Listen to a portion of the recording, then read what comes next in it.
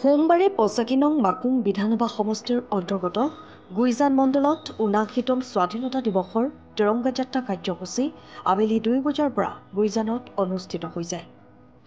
এই তিৰংগা যাত্ৰা কাৰ্যসূচী গুইজান ঘাটৰ পৰা আৰম্ভ কৰি নলনী পাঁচআলিলৈকে যাত্ৰা কৰা হয়।